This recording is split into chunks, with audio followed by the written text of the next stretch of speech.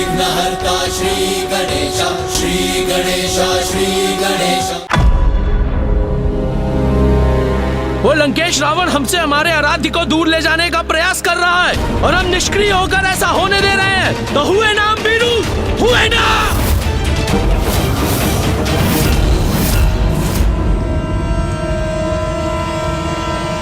किंतु नंदी जी, जब स्वयं महादेव ने वरदान देकर लंकेश्वर को आत्मलिंग प्रदान किया है तो हम इसमें हस्तक्षेप कर भी कैसे सकते हैं? और ये तो सर्वज्ञात है कि लंकेश रावण की शक्ति की तुलना में हमारी शक्ति नगण्य है, क्योंकि उन्हें स्वयं ही ब्रह्मदेव और महादेव का वरदान प्राप्त है। और नंदी जी, हम महादेव का दिया वरदान हम थोड़े लगा सकते हैं।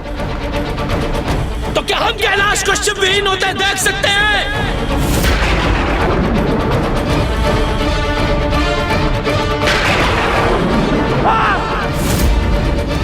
आप सभी को यह स्वीकार होगा, किंतु मैं ये कदापि नहीं देख सकता।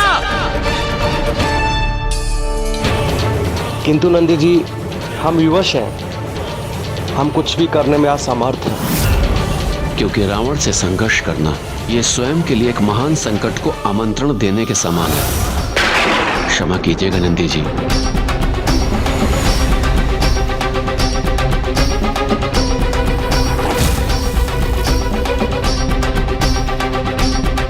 हमें ये जीवन किसने प्रदान किया है? हमारे प्रभु महादेव ने। और यदि यह जीवन उनके लिए उपयोगी नहीं है तो व्यर्थ है ये जीवन, व्यर्थ है ये देह। इसका तो नष्ट हो जाना ही उचित है। इसीलिए मैं इस अग्नि में प्रवेश करके आत्मदाह करूंगा।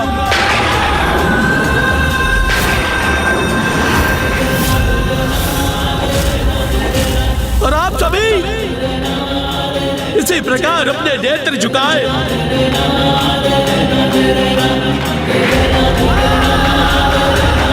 मेरी भस्म को अपनी देह पे मलकर शिवविहीन कैलाश में भ्रमण करते रहिएगा।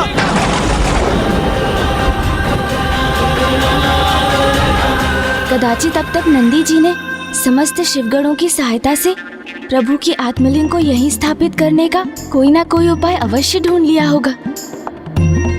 क्या बात है गौरी पुत्र, मेरे द्वारा नंदी जी का नाम लेते ही आप गहन विचार में डूब जाते हैं।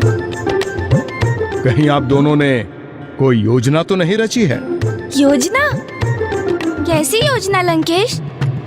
हमारे मध्य जो संवाद हुआ उसके तो साक्षी आप भी थे ना, इसलिए आपके संदेह का कोई कारण नहीं। फिर उचित है। अब सुनिए आगे की कथा। प्रभु महादेव का आदेश पाकर काल भैरव जी ने सर्वथा उचित कार्य ही किया। उन्होंने ब्रह्मा जी का एक शीश उनके धड़ से विलग नहीं किया, अपितु उनके अहंकार को ही उनसे विलग कर दिया था। मुझे अपने अहंकार से मुक्त कराने के लिए आपको कोटि कोटि प्रणाम प्रभु काल भैरव। कल्याण हो।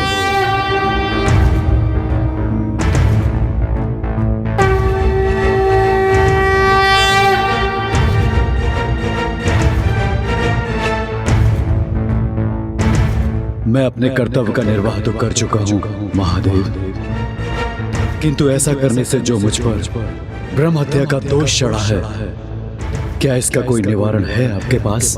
कभी कभी अच्छे कार्यों के भी बुरे परिणाम होते हैं, और जो ये ज्ञात होते हुए भी ऐसा करते हैं वही ईश्वर की उपाधि प्राप्त करते हैं। इसलिए आज से भैरव के रूप में आपकी पूजा होगी और आप भयंकर बाहरी शत्रु से ही अपने भक्तों की रक्षा नहीं करेंगे, अपितु भीतरी शत्रु जैसे काम, क्रोध, लोभ, मोह और अहंकार, इन सब से भी उनकी रक्षा करेंगे, क्योंकि आंतरिक विकार तो बाहरी शत्रु से भी अधिक भयंकर होता है, जो मनुष्य को स्वयं का ही अपना शत्रु बना देता है।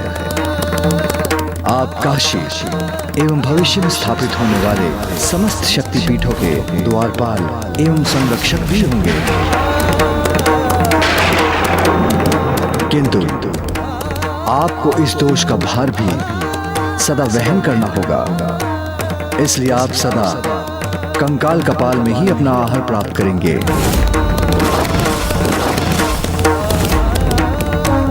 मदिरा आदि का सेवन करते हुए आपको एक अघोरी के समान अपना जीवन व्यतीत करना होगा।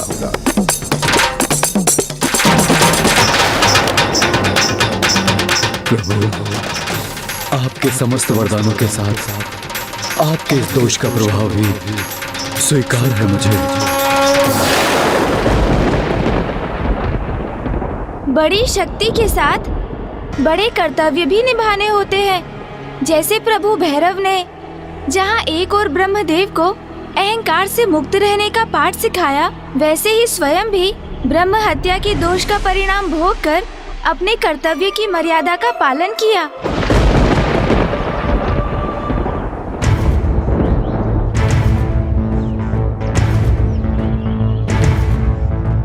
माया के वश में जब घमंड ब्रह्मा जी पे छाया था, स्वयं को श्रेष्ठ मान क्रोध शिव जी को दिलाया था।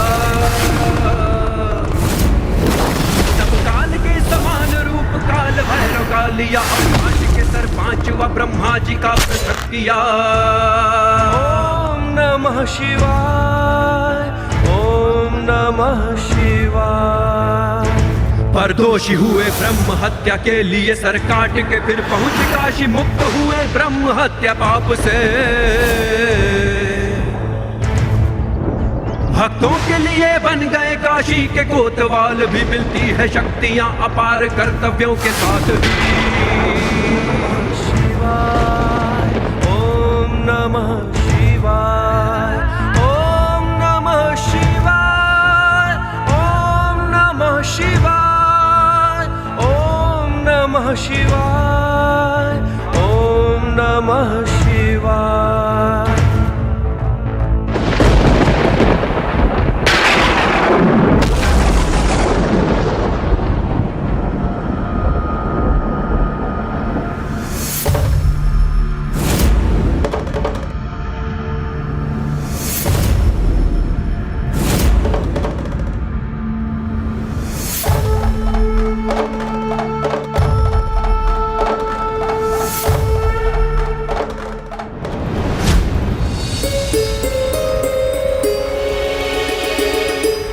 ऐसा मत कीजिए नंदी जी, अपितु क्यों ना हम सभी प्रभु के आत्मलिंग के साथ रावण को लंका पहुंचने से रोकने का प्रयास करें।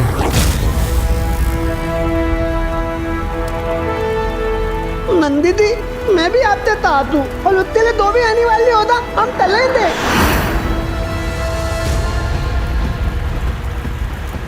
यदि प्राण भी न्यौछावर करने पड़ेंगे रावण को रोकने हेतु, तो हम संकोच नहीं करेंगे। नहीं चलेंगे, हम सब नहीं करेंगे, हम सब साथ हैं।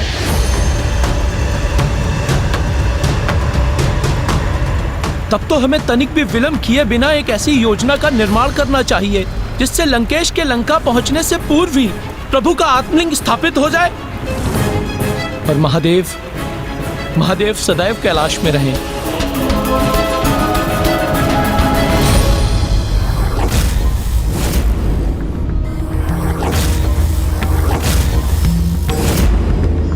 सर्वथा अद्भुत है मेरे प्रभु शिव शंकर शंभू की प्रत्येक लीला और अद्भुत है उनके स्वरूप।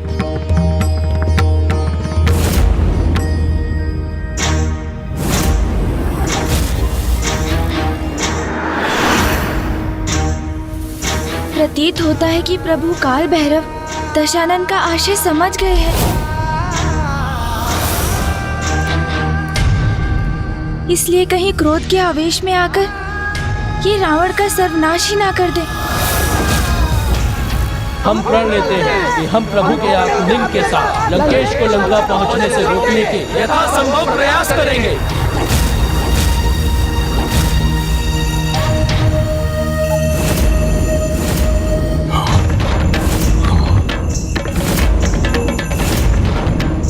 ये प्रभु काल भैरव जी क्या करने वाले हैं? कहीं मुझ पर घातक प्रहार तो नहीं करने वाले? अत्यंत क्रोधित है प्रभु भैरव, उन्होंने तो अपना खड़ग भी उठा लिया है।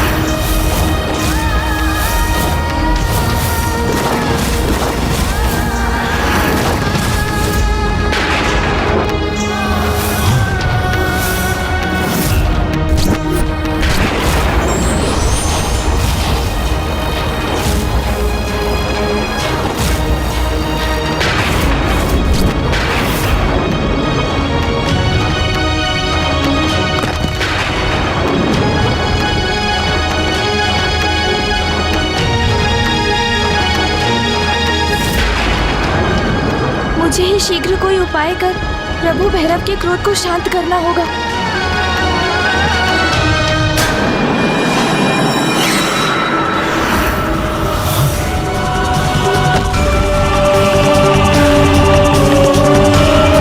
ये इतने क्रोधित होकर मेरी ओर क्यों बढ़ रहे हैं?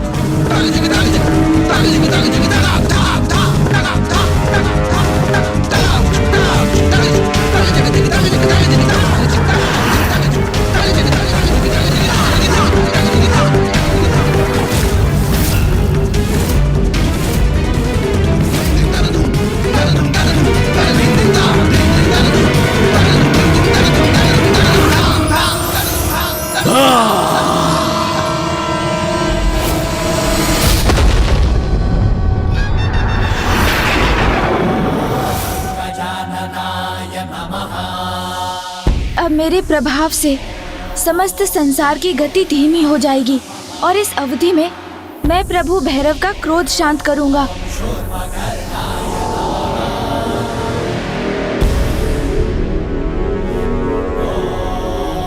हे प्रभु, आप ये क्या करने जा रहे हैं? संपूर्ण संसार ने आपसे ही सीखा है कि जो अपार शक्ति संपन्न होते हैं उन्हें महान कर्तव्यों का भी भार उठाना होता है और जगत कल्याण हेतु महान त्याग का उदाहरण भी आपने ही प्रस्तुत किया है। इसलिए क्रोधावेश आपका स्वयं पर नियंत्रण खोना सर्वथा अनुचित होगा प्रभु। हे प्रभु, लंकेश रावण का संहार स्वयं महादेव का अपमान होगा, क्योंकि जिन आत्मलिंग को साथ ले जाते देखकर आप लंकेश पर क्रोधित हुए हैं, वो तो स्वयं उन्हें महादेव से ही प्राप्त हुआ है। आपके द्वारा रावण का वध स्वयं आपके ही द्वारा अपनी मर्यादा का उल्लंघन होगा प्रभु। लंकेश रावण भी ब्राह्मण पुत्र है, इसलिए उनके वध से आप ब्रह्म हत्या की भागी बनेंगे। और इससे भी अधिक, लंकेश की नियति तो पूर्व से ही स्थिर है। भविष्य में स्वयं नारायण श्री राम अवतार लेकर ही इनका वध करेंगे। किंतु यदि लंकेश का अस्तित्व ही नहीं रहेगा तो नारायण के अवतार लेने का कारण ही मिट जाएगा, जो सर्वथा अनुचित होगा ना प्रभु। मैं समझता हूँ प्रभु, आप नहीं चाहते कि महादेव के आत्मलिंग लंका पहुँचे। यही चिंता मेरी भी है और मैं विश्वास दिलाता हूँ कि मैं किसी उपाय से लंकेश से आत्मलिंग को अवश्य प्राप्त कर लूँगा। अन्यथा किसी भी अवस्था में आत्मलिंग को लंका नहीं पहुँचने दूंगा। ये वचन है मेरा आपको। क्या आपको गौरी पुत्र शिवनंदन गणेश के वचन पर तनिक भी विश्वास नहीं प्रभु?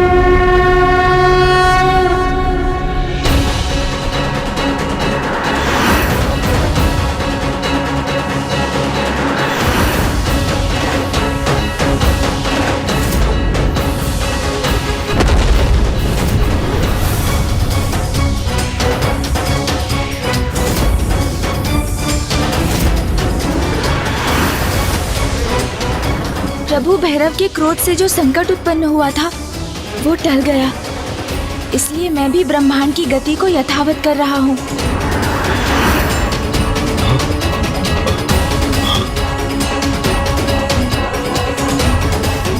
प्रभु भैरव, अब वो कहाँ है गौरीपुत्र? वो तो हमें आशीष देकर अंतर ध्यान हो गए लंकेश।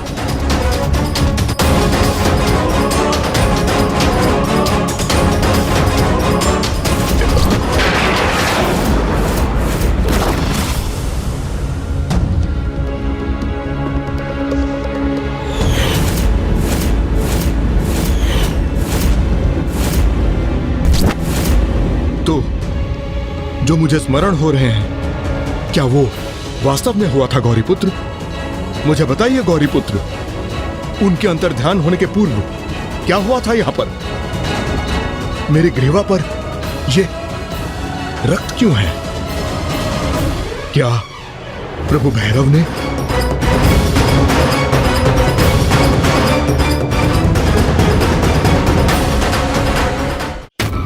ये घाव? हाँ, क्या कैसे उत्पन्न हुआ गौरीपुत्र? दशानन लंकेश, पराक्रमी महायोद्धा रावण को ऐसे तुच्छ घाव कब से प्रभावित करने लगे?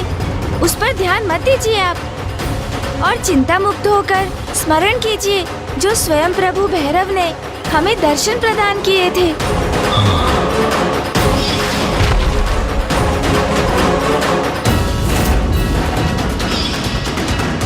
लीजिए लंकेश, जल ग्रहण कीजिए और अपने हृदय को शांत कीजिए।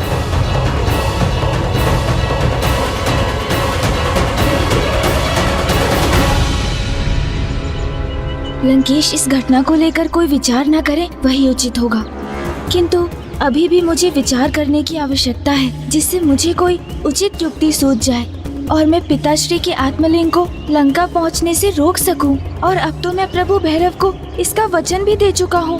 कदाचित नंदी जी इस कार्य में मेरी सहायता करने के लिए तत्पर हो चुके होंगे।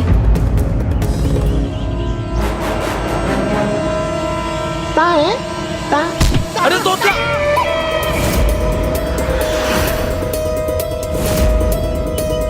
प्रतीत होता है लंकेश अत्यंत भयभीत हो गए हैं प्रभु भैरव से, इसलिए जल का पान करते ही जा रहे हैं। कदाचित इसी कारण मेरी इन्हें जल का पान कराने की युक्ति सफल हो जाए।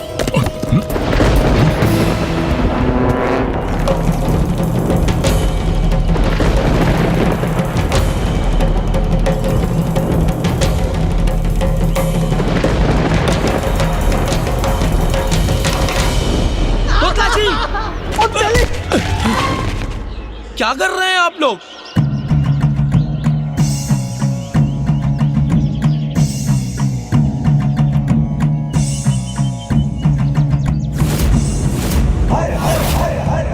गणेश जी ने परोक्ष रूप से मुझे संकेत दिए थे।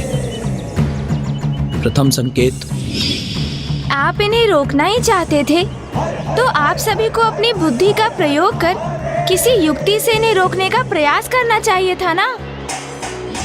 और द्वितीय संकेत था, अब ये प्रभु के आत्मलिंग को लंका जाकर स्थापित कर दें अथवा लंका के मार्ग में ही स्थापित कर दें। जो गणेश जी ने कहा था उसके अनुसार हमें लंकेश से युद्ध नहीं करना चाहिए, अपितु किसी युक्ति का प्रयोग कर चतुराई से प्रयास करना चाहिए ताकि किसी भी प्रकार से लंकेश के हाथों से यह आत्मलिंग मुक्त हो जाए और लंका न जाकर यहीं धरती के स्पर्श से स्थापित हो जाए।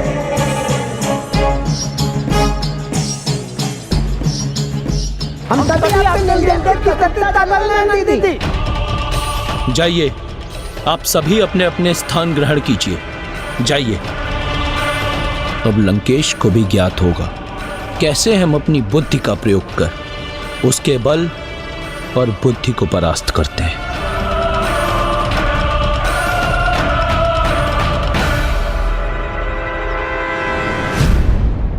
क्या हुआ लंकेश? कोई अन्य भी अवश्य है यहाँ पे।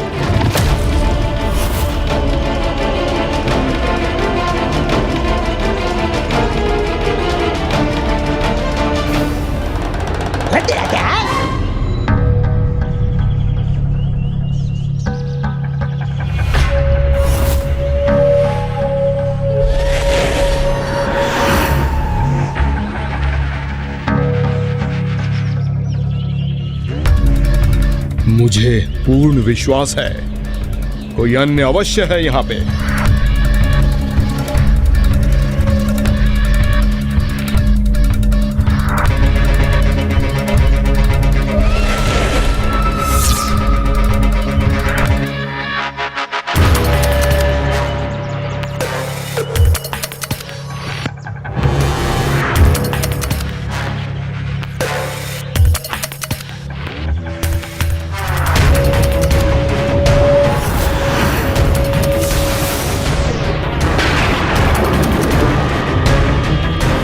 कुछ दिखाई तो नहीं देता, किंतु मुझे आभास अवश्य हो रहा है कुछ तो है।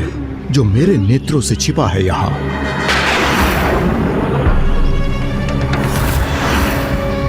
भृंगी जी के हाथ, कहीं लंकेश की दृष्टि उन पर ना पड़ जाए। कोई अदृश्य शक्ति कहाँ है यहाँ पर? मात्र शिवगण ही तो है। शिवगण? गौरीपुत्र, बताइए कहाँ है शिवगण? ओह, ये क्या कह दिया मैंने? इतने बड़े महाज्ञानी से ऐसे प्रश्न की अपेक्षा नहीं थी मुझे, क्योंकि शिवगण तो सर्वत्र है। ये वृक्ष, ये पौधे, झाड़ियाँ, ये शिलाएं, पक्षी, आप और मैं, हम सभी शिवगण ही तो है यहाँ। लंकेश, प्रतीत होता है आप प्रभु भैरव के दर्शन के उपरांत बहुत अधिक भयभीत हो गए हैं। नहीं, ऐसा कुछ नहीं है गौरीपुत्र। प्रभु भैरव महादेव के सबसे उग्र अवतार हैं, इसलिए आप उनसे भयभीत हो गए ना? तो आप उसे स्वीकार करने में संकोच मत कीजिए लंकेश।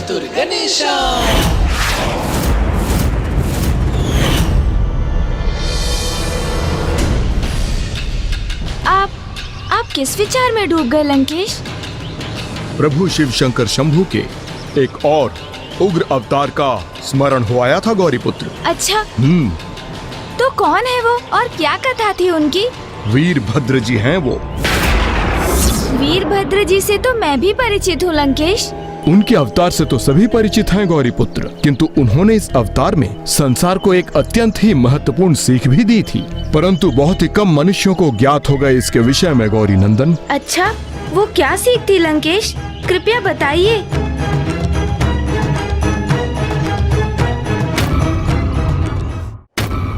तोतला, मैं तो उपल हूँ।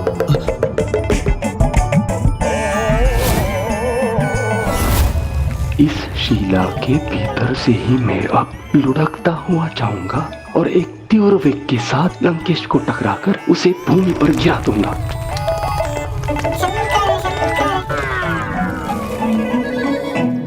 वीरभद्र जी संसार को ये सीख देने के लिए प्रकट हुए थे, जो ज्ञान और शक्ति से संपन्न होते हैं उन्हें कभी अन्याय का साथ नहीं देना चाहिए, और जो स्वयं ना पाप करते हुए भी पाप और अधर्म को शांति से सहते हैं वो भी दंड के भागी बनते हैं। नंदीश्वर प्रमथनाथ महेश्वराय मंदार पुष्प बहु पुष्प सुपूजिताय। वीरभद्र जी को लेकर मुझे ये ज्ञात नहीं था लंकेश। कोई बात नहीं, मैं हूं ना उनकी संपूर्ण कथा सुनाने के लिए। तो सुनिए।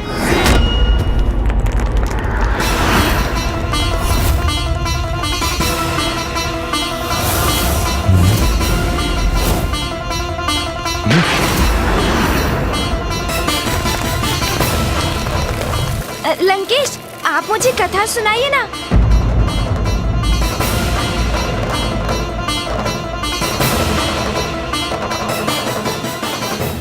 देवी सती के आत्मदाह का समाचार पाकर मेरे प्रभु शिव शंकर शंभू अत्यंत क्रोध अवस्था में थे, जिसके परिणाम स्वरूप उनकी जटाओं से वीरभद्र जी एवं देवी भद्र काली का जन्म हुआ।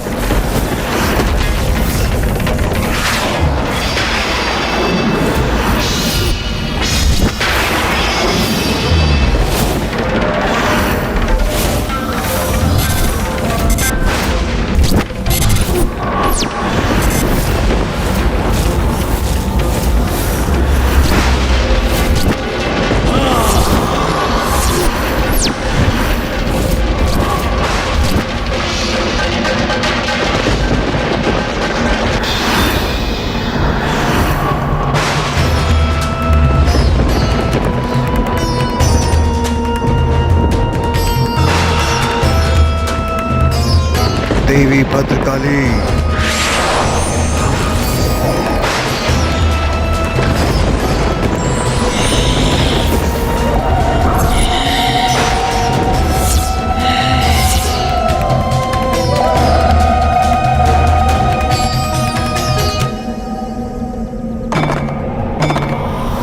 जितने भयंकर काल भैरव थे उतने ही भयानक और क्रोधित थे प्रभु के वीरभद्र अवतार। प्रभु वीरभद्र जी तो जैसे प्रभु शिव शंकर शंभू के क्रोध स्वरूप थे।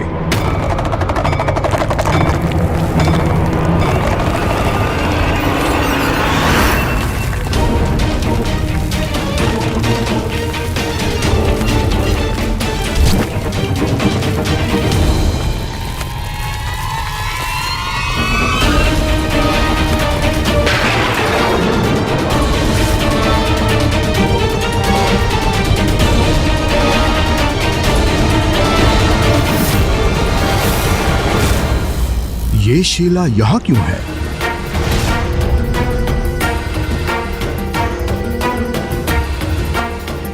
ओह, ये पथ तो इसी प्रकार की शिलाओं से भरा हुआ है।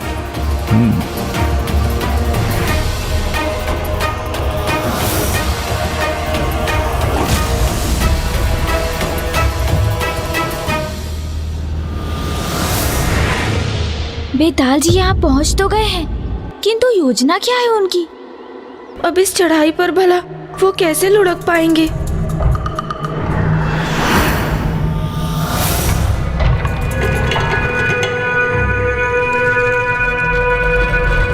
बस अब प्रथम अवसर पाते ही मैं इस शिला के सहारे रेंगते हुए लंकेश के पीछे पहुंचूंगा और अचानक उनके चरण खींच लूंगा ताकि वो अपना संतुलन खोकर भूमि पर गिर पड़े और आत्मलीन भूमि का स्पर्श करके इसी स्थान पर स्थापित होंगे।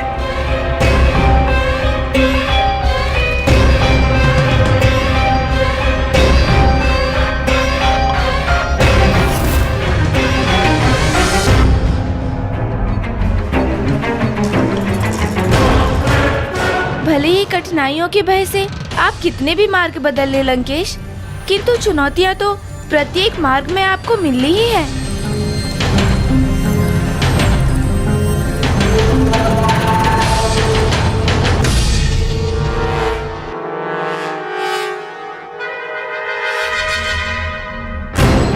मुझे जो करना है इसी क्षण करना होगा, अन्यथा मैं अवसर गवा दूंगा।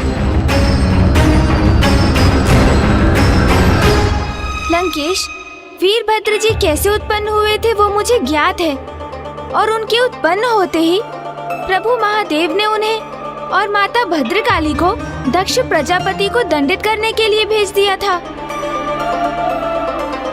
हाँ गौरी पुत्र, वीरभद्र जी और देवी भद्रकाली को देखकर दक्ष प्रजापति भयभीत हो गए थे और वीरभद्र जी ने प्रजापति दक्ष को उनके कृत्य के लिए भयंकर एवं कठोर दंड दिया।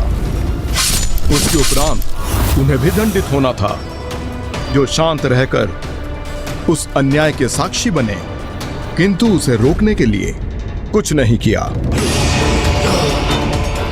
और वहां पर सर्वप्रथम वीरभद्र जी की दृष्टि चंद्रदेव पर पड़ गई और उस समय उनकी क्रोध अवस्था में वीरभद्र जी की दृष्टि का प्रभाव तो शनि देव की दृष्टि से भी अधिक घातक होता है।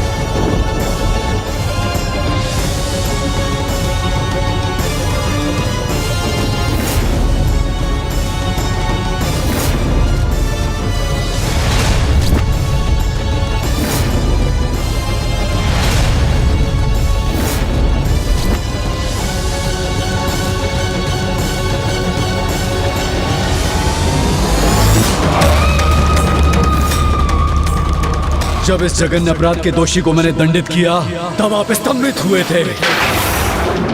जब ये पाप घटित हो रहा था तब शांत बैठे थे आप। दक्ष प्रजापति को रोकने का एक प्रयास तक नहीं किया आपने।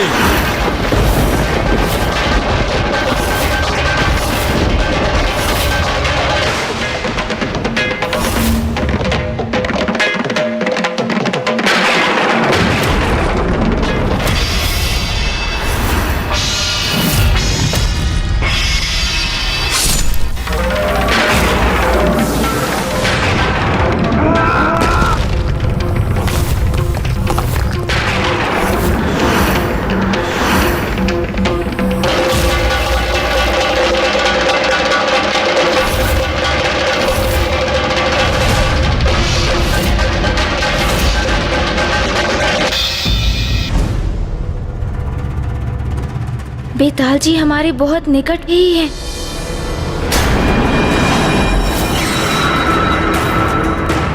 अब मैं लंकेश को पीछे से पकड़कर उन्हें अनियंत्रित कर दूंगा।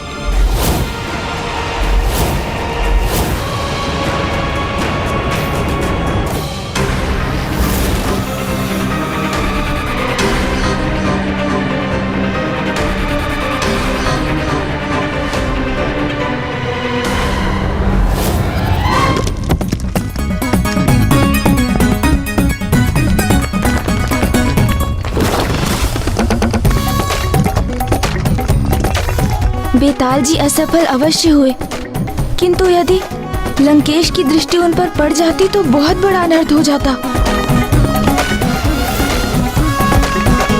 ये क्या था? लंकेश, ये तो मात्र एक शिला थी। पर्वतीय स्थान पर तो शिलाएं गिरती रहती हैं।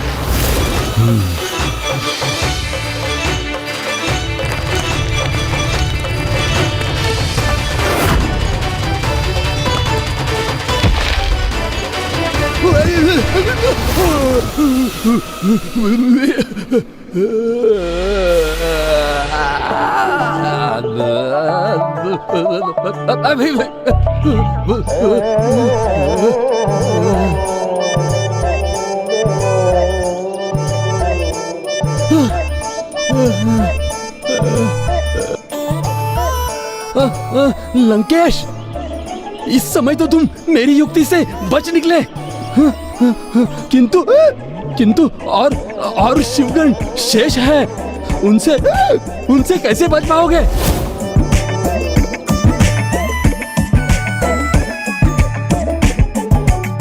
आला है, आला है।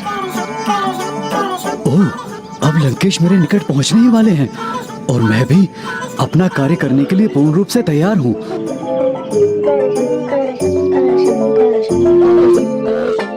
मैं इन लताओं से लंकेश के चरणों को इस प्रकार उलझा दूंगा कि लंकेश संभाल ही नहीं पाएंगे और अवश्य गिरेंगे। पोलपिल, मैं भी तो हूँ यहाँ पर। मैं अपने हाथों से आत्मलिंग तो नीचे लाकर भूमि पर स्थापित करने के लिए लंटे तो विवत तल दूंगा।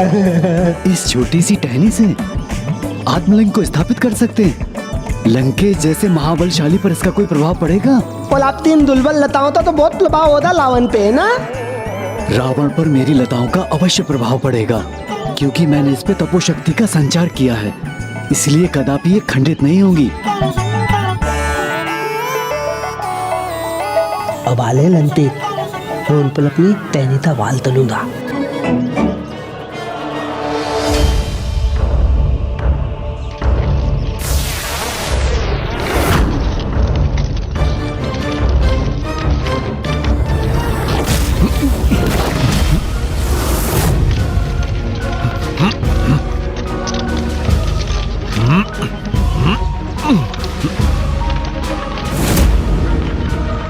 अब मेरी लताएं रावण को उलझा लेंगी।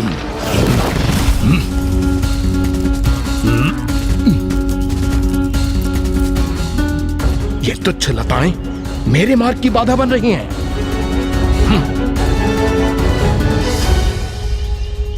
अब मुझे तैयार लेना चाहिए। देते ही दिलेंदे, मैं इन पर अपनी टहनी से वाल तलूंगा।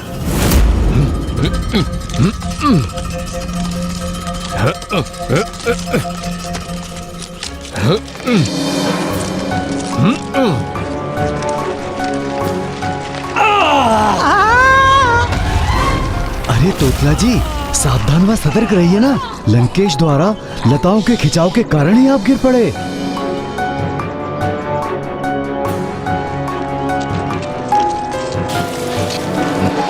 इनसे तो मैं मुक्त होकर ही रहूंगा। इन लताओं में उलझकर भी गिरे नहीं लंकेश।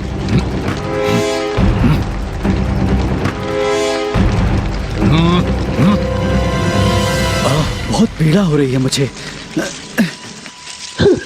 ताकत लगाइए, ताकत लगाइए, लंकेश जी ताकत लगाइए, तोलिए ना मत। लगा तो रहा हूं बल, किंतु कोई कार्य नहीं कर रहा।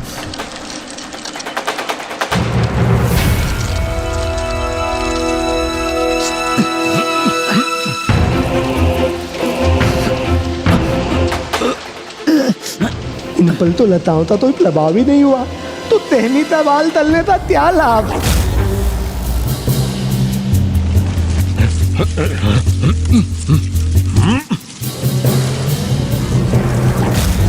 ये सभी मिलकर एक उचित योजना का भी निर्माण नहीं कर सकते। कैसी लताएं हैं ये जो मुझे उलझाकर रोकने का प्रयास कर रही हैं?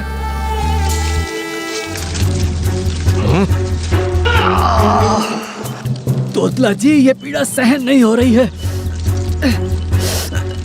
तोतला जी, सहायता कीजिए।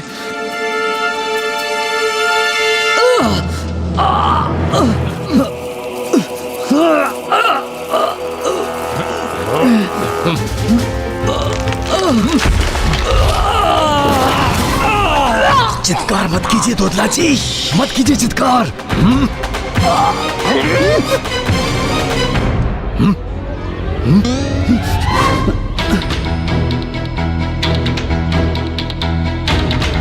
ये क्या हुआ?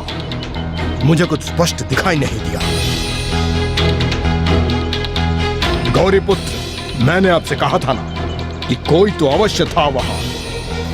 लंकेश, किंतु वो जो भी था वो तो आपके भय से दूर चला गया ना। अब जाने भी दीजिए लंकेश। आप तो मुझे आगे की कथा में कृपया ये बताइए कि जब वीरभद्र जी ने चंद्रदेव पर प्रहार कर दिया तो फिर उसके पश्चात क्या हुआ?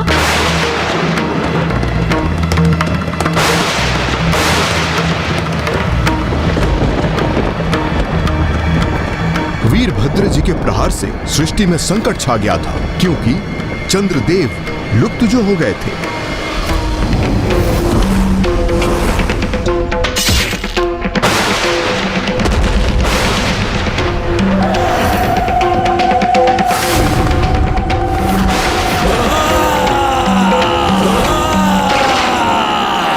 लंकेश जी, वीरभद्र जी ने जो दंड दिया उसके उपरांत क्या हुआ?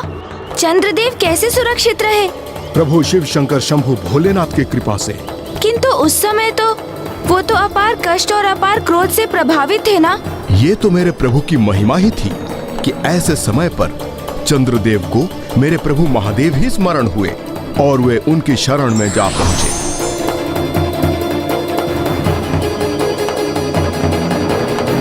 मुझ पर भी पुनः एक बार कृपा कीजिए महादेव। मैं भी आपसे क्षमा याचना करता हूँ महादेव। मुझे दुख है, मैं देवता होकर भी शांत होकर ये सब कुछ देखता रहा। मैंने इस दुखद घटना को रोकने का तनिक भी प्रयास न किया महादेव, किंतु मुझे मेरी भूल स्वीकार है। मुझे क्षमा कर दीजिए महादेव, क्षमा कर दीजिए।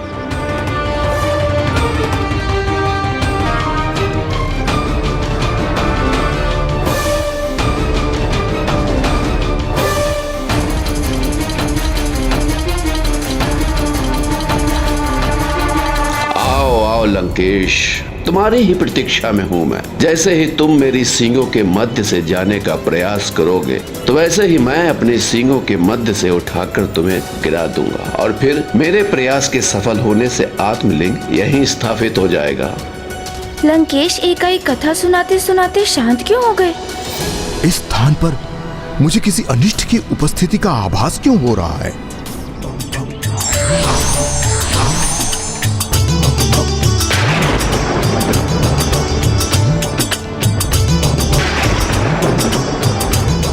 ये कैसे अशुभ संकेत मेरा पीछा कर रहे हैं?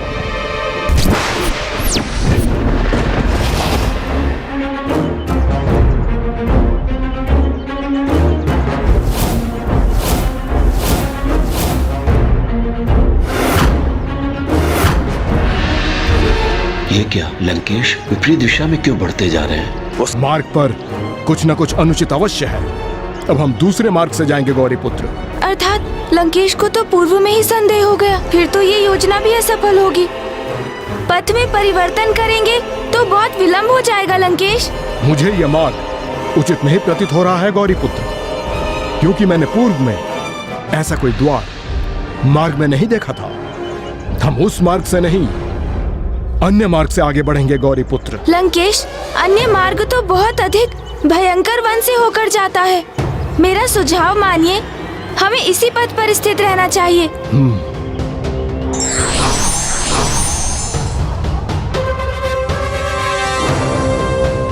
लंकेश तो हम सभी की योजनाओं को असफल कर आगे निकल गए। हमारी योजनाएं अभी असफल नहीं हुई हैं श्रृंगी जी। पिशाच राज अभी भी लंकेश के पीछे हैं।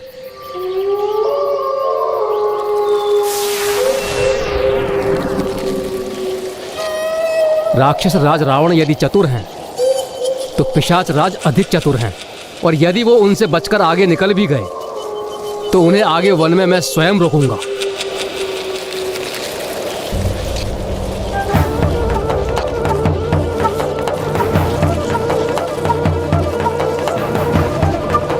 समस्त शिवगणों में ऐसा तो कोई है जिसने ऐसी योजना का निर्माण किया है जिसके सफल होने की कोई संभावना है।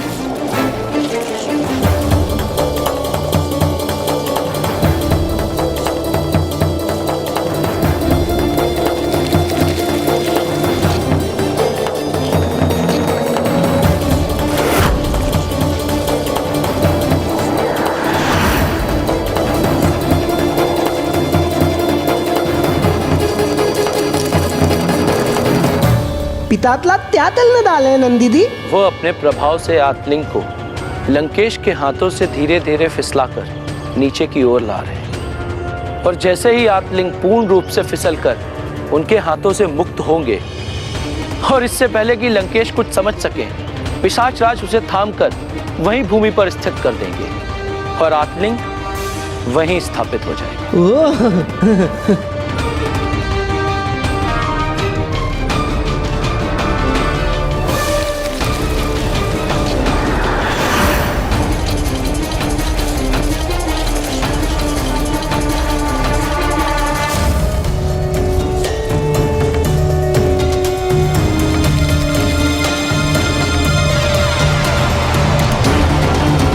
पिशाच राज द्वारा उत्पन्न बवंडर से मुझे लंकेश को भ्रमित करना होगा ताकि उनके हाथों से आत्मलिंग छूटकर भूमि पर गिर जाए।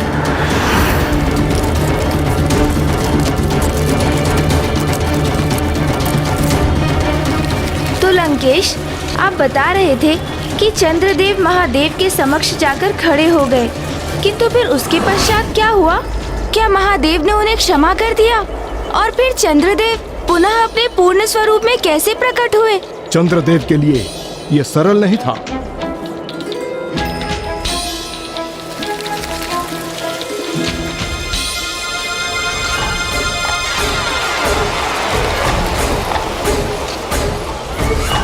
एक बार और धकेलूंगा तो आत्मलिंग लंकेश के हाथों से गिर जाएंगे। पिशाच राज अब पुनः लंकेश के निकट पहुंच रहे हैं। वो सफल हो जाए तो मैं भी निश्चिंत हो जाऊंगा।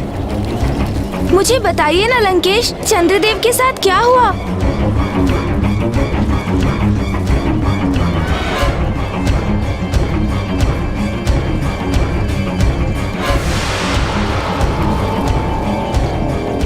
लंकेश, मुझे बताइए ना, चंद्रदेव पुनः पूर्ण रूप से कैसे कुशल हुए?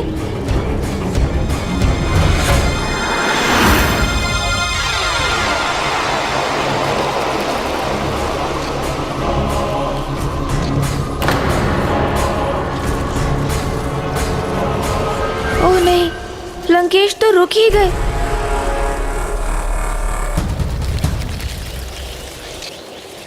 मुझे पूर्ण विश्वास है अब अपने पत्र रूप में पिशाच जी आतलिंग को स्पर्श करते ही उसे दशानन के हाथों से मुक्त कराने में अवश्य सफल होंगे।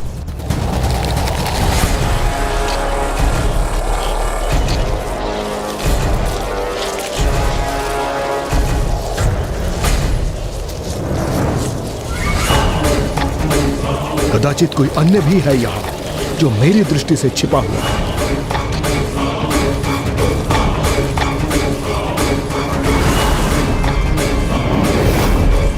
लंकेश अचानक सतर्क हो गए हैं। कहीं उन्हें पिशाच राज की उपस्थिति का आभास तो नहीं हो गया?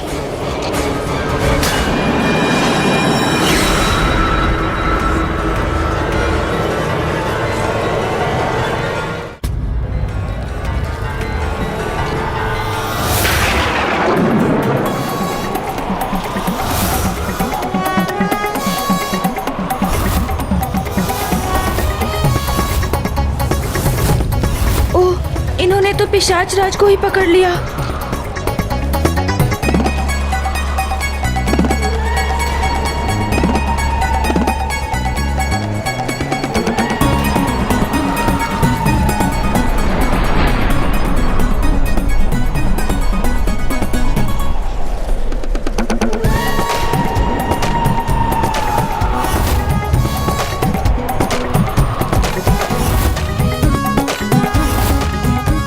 नंदीदी पितात लादता आप त्या होदा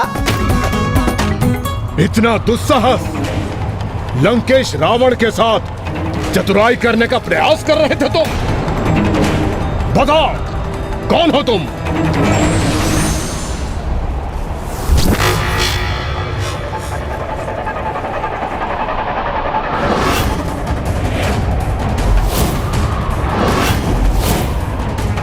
राक्षस राज रावण हूं मैं। तुमने ये कल्पना भी कैसे कर ली पिशाच कि तुम मुझे छलने में सफल हो सकोगे?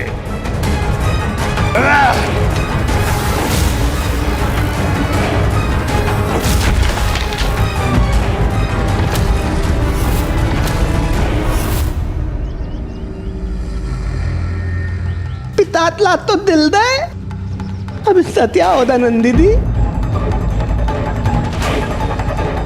पिशाच जी की योजना भी असफल हो गई और वो संकट में भी आ गए।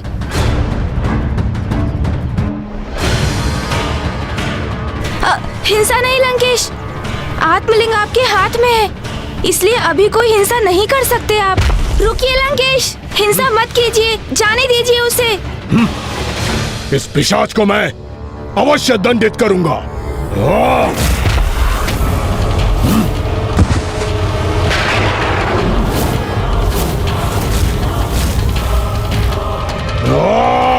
रुकिए लंकेश, इतने शुभ कार्य को संपन्न करने की यात्रा कर रहे हैं आप, इसलिए इतना क्रोध और ऐसी हिंसा आपको शोभा नहीं देते।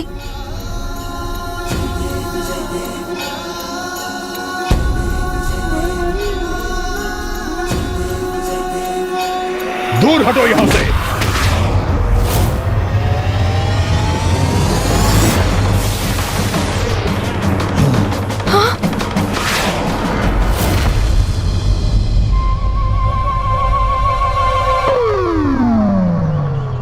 आपने उचित कहा था गौरी पुत्र, हमारे निकट शिवगण हैं, क्योंकि भूत पिशाच ही शिवगण होते हैं। लंकेश, आप ये जल ग्रहण कीजिए और अपने हृदय को शांत कीजिए।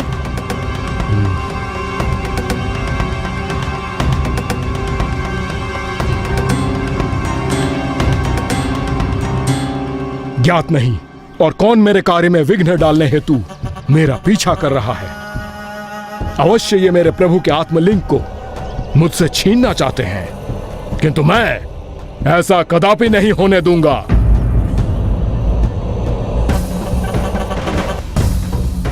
शिवगणों ने ऐसे प्रयास किए कि लंकेश और भी सतर्क हो गए और अब तो ये किसी को अपने निकट भी नहीं आने देंगे। ज्ञात नहीं मैं सफलता कैसे प्राप्त कर सकूंगा। लंकेश रुकिए तो, सुनिए, रुकिए लंकेश।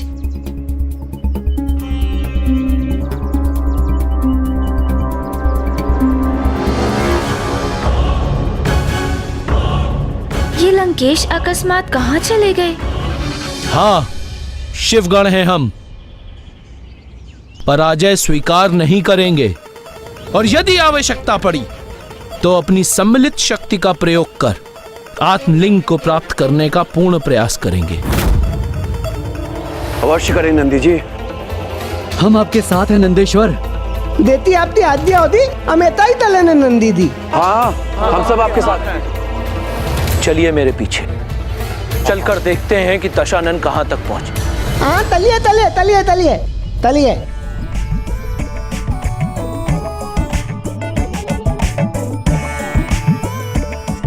आप क्यों लुक गए? आप तो दाई है। आप क्यों रुक गए? आप चलिए ना।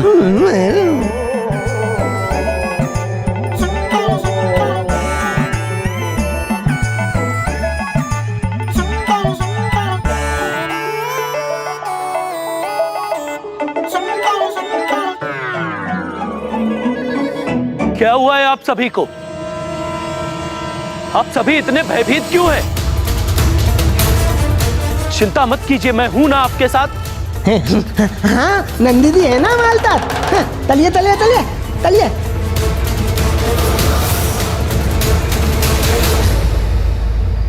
इतना सघन वन, यहाँ तो दिवस में भी सर्वत्र अंधकार ही व्याप्त है।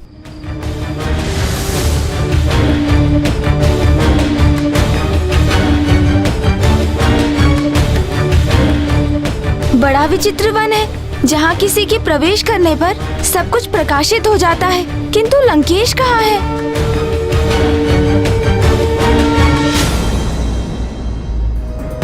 अद्भुत, अत्यंत विचित्र नंदी जी। सर्वथा अनूठा है ये वन।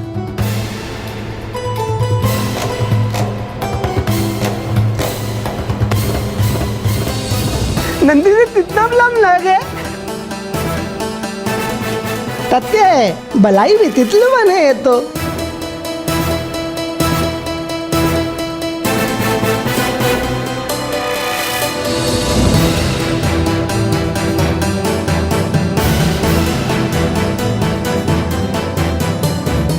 अद्भुत अवश्य है ये वन, किंतु हम यहाँ एक विशेष कार्य के लिए आए हैं, इसलिए आगे बढ़िए और लंकेश रावण को ढूंढिए।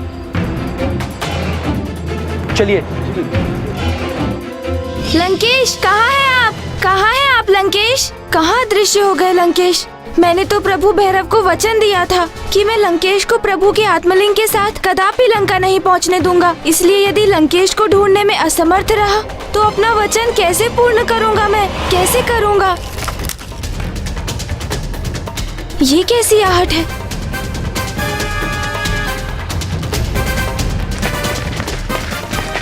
ये तो नंदी जी और अन्य शिवगण ही है, लंकेश नहीं।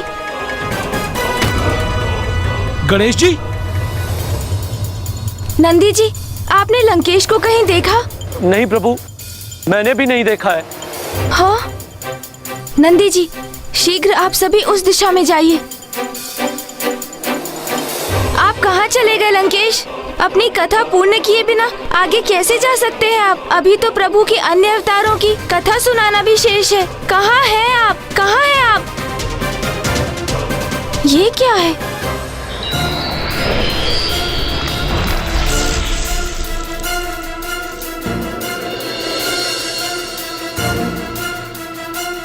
बहुत विचित्र वृक्ष है ये।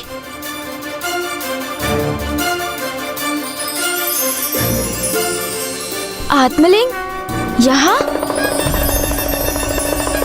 अर्थात लंकेश भी यहीं कहीं होंगे।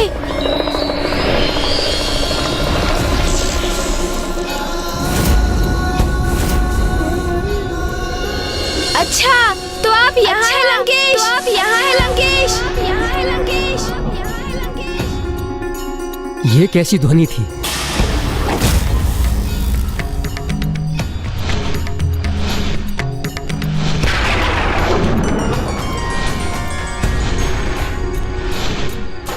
अवश्य इस विशालकाय पक्षी ने इस ध्वनि को उत्पन्न किया होगा। चलिए आइए, आगे बढ़िए। चलिए।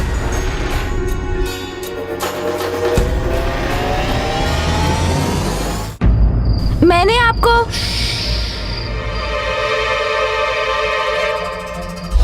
आपको तो ज्ञात हो गया ना गौरी पुत्र कि मैं यहाँ हूँ, फिर इतना घोषणा कर समूचे वन को बताने की क्या आवश्यकता है? आपको इस प्रकार यहाँ छिपा देखकर चकित हो गया। मैं स्वयं को रोक नहीं सका इसलिए। किंतु आप किसके भय से यहाँ छिपे हुए हैं? मैं किसी के डर से नहीं छुप रहा था गणेश जी। वो तो सूर्य के किरणों से इस छिपे वन में प्रवेश कर तनिक विश्राम करने का मन किया, तो मैं यहाँ स्थित हो गया जहाँ कोई मेरे विश्राम में बाधा ना डाल सके। मैं विश्राम कर लेता हूँ गणेश जी। उचित है, फिर यहीं विश्राम करते करते मुझे आगे की कथा सुना दीजिए कि क्या चंद्रदेव प्रभु कृपा प्राप्त कर सके? बताता हूँ गौरी पुत्र। तब आकाश में चंद्रमा का आकार घटता जा रहा था और चंद्रदेव भी लुप्त होने ही वाले थे और वो प्रभु से दया की भिक्षा मांग रहे थे। हे दया निधान, मेरे पाप को क्षमा कर, मेरी इस दयनीय अवस्था से मुझे मुक्ति प्रदान कीजिए, मुक्ति प्रदान कीजिए महादेव। चंद्रदेव कलाओं के देवता हैं आप, अपार सौंदर्य और सामर्थ्य के स्वामी भी अपने श्वसुर प्रजापति दक्ष को अन्याय करते देखते रहे, उनका विरोध नहीं किया। आपने इतना विचार भी नहीं किया कि शांत रहकर अन्याय को स्वीकार करना उस अन्याय में भागीदार बनने के समान है, जिसके लिए आप दंड के अधिकारी तो अवश्य हैं, किंतु अब आपने अपनी भूल स्वीकार कर मुझसे क्षमा याचना की है। इसलिए मैं आपको क्षमा करता हूँ, किंतु आपको अपने प्रायश्चित स्वरूप अमावस्या की तिथि पूर्ण होने के पूर्व दिव्य एवं श्रेष्ठतम अश्वत्थ अर्थात पीपल वृक्ष के समीप दीपक प्रज्वलित कर उनकी 108 प्रदक्षिणा कर उनसे आशीष प्राप्त करना होगा। तभी आपको पुनः अपना पूर्ण स्वरूप प्राप्त हो सकेगा। धन्यवाद महादेव, धन्यवाद धन्यवाद। क्या चंद्रदेव अपनी उस अवस्था में भी, जब वो निरंतर लुप्त होते जा रहे थे, पीपल वृक्ष की 108 प्रदक्षिणा पूर्ण कर सके? क्या समय रहते वो पीपल वृक्ष का आशीष प्राप्त करने में सफल हुए लंकेश? धैर्य रखिए गौरी पुत्र, धैर्य रखिए। आपके इन सभी प्रश्नों के उत्तर आपको अवश्य प्राप्त होंगे। तो शीघ्र मेरी जिज्ञासा शांत कीजिए ना लंकेश। तो सुनिए गौरी पुत्र, ये सत्य है कि चंद्रदेव के पास अधिक समय शेष नहीं था, क्योंकि उनके द्वारा पीपल वृक्ष की प्रदक्षिणा आरंभ करने के समय अमावस्या की तिथि समाप्त होने में मात्र कुछ ही अवधि शेष थी।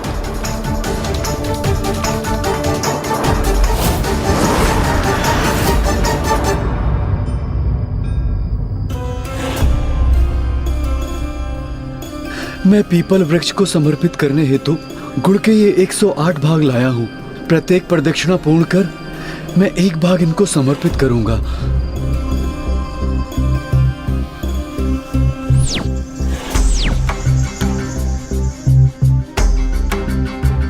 हे महान दिव्य पीपल वृक्ष, मेरा प्रणाम स्वीकार करें।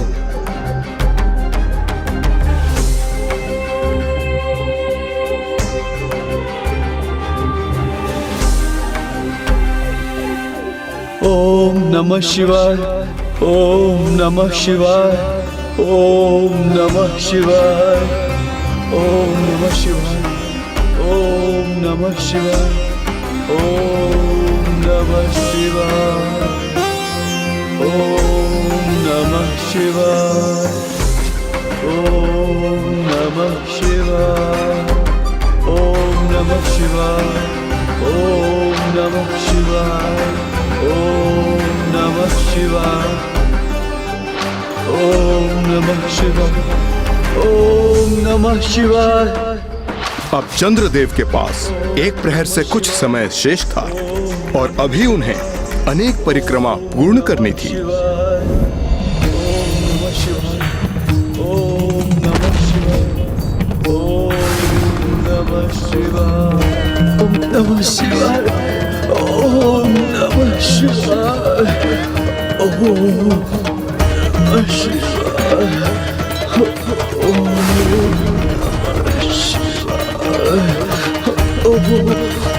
नमः शिवाय,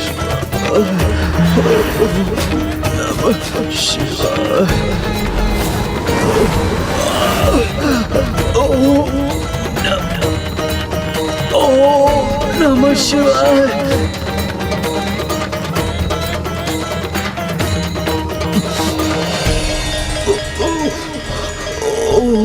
नमः शिवाय। अपने घटते स्वरूप एवं क्षीण पड़ते बल से किसी प्रकार चंद्रदेव ने 107 बार परिक्रमा पूर्ण कर दी और मात्र अब एक अंतिम परिक्रमा शेष थी, किंतु वो तो अब पूर्ण रूप से लुप्त हो चुके थे। उनके एक हाथ का मात्र एक छोटा सा भाग ही दिखाई दे रहा था। अर्थात उस परिक्रमा को संपन्न कर पीपल वृक्ष का आशीष पाने के लिए उनके पास बहुत ही कम समय शेष था। और दुर्भाग्यवश जब उन्होंने अपनी अंतिम परिक्रमा आरंभ की तो अब तो मैं गुड़ के इस छोटे से बाग को उठाने में भी सक्षम नहीं रहा। फिर इसे पीपल वृक्ष को कैसे समर्पित करूं? ओम नमः शिवाय, ओम नमः शिवाय, ओम नमः शिवाय, ओम नमः शिवाय, ओम नमः शिवाय, ओम नमः शिवाय, ओम नमः शिवाय, ओम नमः शिवाय। चंद्रदेव की अंतिम परीक्षा अपूर्ण रह गई। अपनी अंतिम परीक्षा की आहुति देने से पूर्व ही उनका पूर्ण क्षय हो गया। बस अब कुछ क्षण और प्रातः होते ही चंद्रदेव का संपूर्ण अस्तित्व ही लुप्त हो जाना था।